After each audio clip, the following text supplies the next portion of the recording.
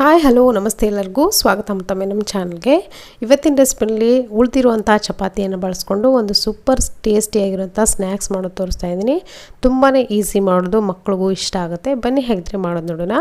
ಒಂದು ಬೌಲ್ಗೆ ನಾನಿಲ್ಲಿ ಒಂದು 1/4 ಕಪ್ ಆಗೋಷ್ಟು ಬೇಸನ್ ಹಾಕ್ಕೊಳ್ತಾ ಇದ್ದೀನಿ, ಅಂದರೆ ಕಡಲೆ ಹಿಟ್ಟು 1/4 ಕಪ್ ಆಗೋಷ್ಟು. ಹಾಗೆ 1-2 ಹಸಿಮೆಣಸಿನ್ಕಾಯಿನ ಸಣ್ಣದಾಗಿ ಕಟ್ ಮಾಡ್ಕೊಂಡು ಹಾಕ್ಕೊಂಡಿದ್ದೀನಿ. ಶುಂಠಿ ಕ್ರಷ್ ಮಾಡ್ಕೊಂಡು ಹಾಕ್ಕೊಂಡಿದ್ದೀನಿ. ಹಾಗೆ 1 ಈರುಳ್ಳಿ, ಸ್ವಲ್ಪ ಕೊತ್ತಂಬರಿ ಸೊಪ್ಪನ್ನು ಹಾಕ್ಕೊಂಡಿದ್ದೀನಿ. ಹಾಗೆ ರುಚಿಗೆ ಎಷ್ಟು ಬೇಕಷ್ಟು ನೋಡಿಕೊಂಡು ಉಪ್ಪು ಹಾಕ್ಕೊಂಡಿದ್ದೀನಿ. 1 ಟೀ ಸ್ಪೂನಷ್ಟು ಗರಂ ಮಸಾಲ, ಹಾಗೆಯೇ 1 ಟೊಮೆಟೊ ಕೂಡ ಸಣ್ಣದಾಗಿ ಕಟ್ ಮಾಡ್ಕೊಂಡು ಹಾಕ್ಕೊಂಡಿದ್ದೀನಿ.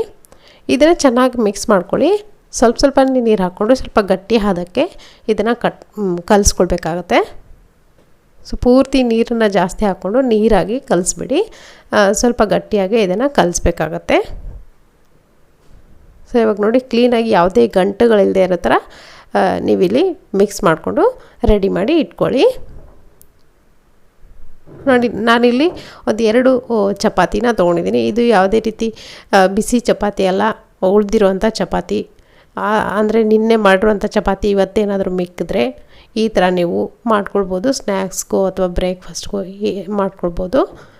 ಸೊ ಇವಾಗ ಮಾಡೋದು ನೋಡೋಣ. ಒಂದು ತವೆ ಬಿಸಿ ಇಟ್ಕೊಂಡಿದ್ದೀನಿ. ಇದಕ್ಕೆ ಮೇಲ್ಗಡೆ ಎಣ್ಣೆನ ಗ್ರೀಸ್ ಮಾಡ್ಕೊಳ್ತಾ ಇದ್ದೀನಿ.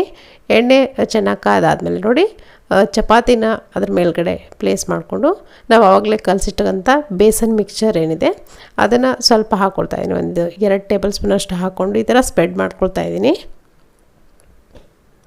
ಸೊ ಈ ಥರ ಕ್ಲೀನಾಗಿ ಎಲ್ಲ ಎಡ್ಜಸ್ವರೆಗೂ ಪೂರ್ತಿಯಾಗಿ ಸ್ಪ್ರೆಡ್ ಮಾಡ್ಕೊಳ್ಳಿ.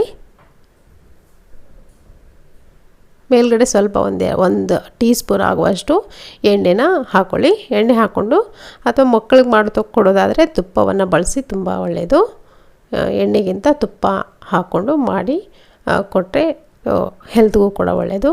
ಇವಾಗ ನೋಡಿ, ಮೇಲ್ಗಡೆ ಸ್ವಲ್ಪ ಎಣ್ಣೆನ ನಾನು ಹಚ್ಕೊಳ್ತಾ ಇದ್ದೀನಿ ಬ್ರಷಿಂದ. ಆ ಬೇಸನ್ನ ಹಾಕ್ಕೊಂಡಿರೋಂಥ ಭಾಗ ಏನಿದೆ ಚೆನ್ನಾಗಿ ಫ್ರೈ ಆಗಬೇಕು. ಪೂರ್ತಿ ಗೋಲ್ಡನ್ ಬ್ರೌನಿಷ್ ಕಲರ್ ಆಗಬೇಕು. ಆವಾಗ ಇದಾಗಿದೆ ಅಂತ ಅರ್ಥ. ನೋಡಿಕೊಂಡು ಮೀಡಿಯಮ್ ಫ್ಲೇಮ್ ಇಟ್ಕೊಂಡು ಇದನ್ನು ಫ್ರೈ ಮಾಡ್ಕೊಳ್ಳಿ. ಸೊ ಪೂರ್ತಿಯಾಗಿ ಈ ಥರ ನೋಡಿ ಬ್ರೌನಿಷ್ ಆಗಬೇಕು. ಆವಾಗ ಚೆನ್ನಾಗಿ ಬೇಸನ್ ಆಗಿರೋದ್ರಿಂದ ಚೆನ್ನಾಗಿ ಬೇಯಿಸ್ಕೊಳ್ಳಿ 2 ಕಡೆನೂ. ಸ್ವಲ್ಪ ಕ್ರಿಸ್ಪಿನೆಸ್ ಬರೋವರೆಗೂ ಚೆನ್ನಾಗಿ ಬೇಯಿಸ್ಕೊಂಡು ಇದನ್ನು ತೆಗೆದ್ರೆ ಆಯಿತು. ತುಂಬಾ ಟೇಸ್ಟಿಯಾಗಿರುವಂಥ ಬ್ರೇಕ್ಫಾಸ್ಟ್ ನಿಮಗೆ ರೆಡಿ ಆಗುತ್ತೆ. ಸೊ ನೋಡಿ, ನೀವು ನಾನಿಲ್ಲಿ ಇದನ್ನು ತೆಗಿತಾ ಇದ್ದೀನಿ ಒಂದು ಪ್ಲೇಟ್ಗೆ. ನೀವಿಲ್ಲಿ ಇದನ್ನು ಹೀಗೇ ತಿನ್ಬೋದು. ಕ್ರಿಸ್ಪಿಯಾಗಿ ಫ್ರೈ ಮಾಡಿಕೊಂಡು ಟೀ ಕಾಫಿ ಜೊತೆ ತಿಂದರೆ ತುಂಬ ಚೆನ್ನಾಗಿರುತ್ತೆ. ಅಥವಾ ನೀವು ಮಕ್ಕಳಿಗೇನಾದರೂ ಮಾಡಿಕೊಡೋದಾದರೆ ಇದ್ರ ಮೇಲ್ಗಡೆ ನೋಡಿ, ನಾನಿಲ್ಲಿ ಟೊಮೆಟೊ ಕೆಚಪ್ನ ಈ ಥರ ಹಾಕ್ಕೊಳ್ತಾ ಇದ್ದೀನಿ. ಹಾಗೆಯೇ ಸ್ವಲ್ಪ 1 ಸ್ಪೂನ್ ಆಗೋಷ್ಟು ಮಯೋನೀಸ್ ಕೂಡ ಈ ಥರ ಸ್ಪ್ರೆಡ್ ಮಾಡ್ಕೊಳ್ತಾ ಇದ್ದೀನಿ. ಸೊ ಮಕ್ಕಳಿಗೆ ಯಾವಾಗಲೂ ಸ್ವಲ್ಪ ಎಕ್ಸ್ಟ್ರಾನೇ ಮಾಡಿಕೊಡ್ಬೇಕಾಗತ್ತೆ. ಹಾಗೆ ಮಾಡಿಕೊಟ್ರೆ ತಿನ್ನಲ್ಲ. ಈ ಥರ ಏನಾದರೂ ಡಿಫ್ರೆಂಟಾಗಿ ಮಾಡಿಕೊಟ್ರೆ ಇಷ್ಟಪಟ್ಟು ತಿಂತಾರೆ. ಮೇಲ್ಗಡೆ ನೋಡಿ, ಸಣ್ಣದಾಗಿ ಉದ್ದುದ್ದಕ್ಕೆ ಕಟ್ ಮಾಡಿಕೊಡುವಂಥ ಈರುಳ್ಳಿ ಕೂಡ ಹಾಕ್ಕೊಳ್ತಾ ಇದ್ದೀನಿ. ಹಾಗೆ ಸ್ವಲ್ಪ ಕೊತ್ತಂಬರಿ ಸೊಪ್ಪು ಕೂಡ ಹಾಕ್ಕೊಂಡಿದ್ದೀನಿ.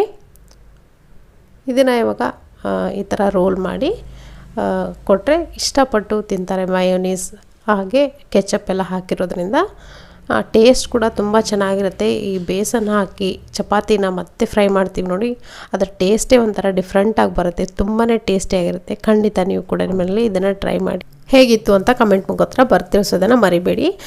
ಹಾಗೆಯೇ ಈ ರೆಸಿಪಿ ನಿಮಗೆ ಇಷ್ಟ ಆಗಿದ್ರೆ ಒಂದು ಲೈಕ್ ಒತ್ತೋದನ್ನು ಮರಿಬೇಡಿ. Thank you.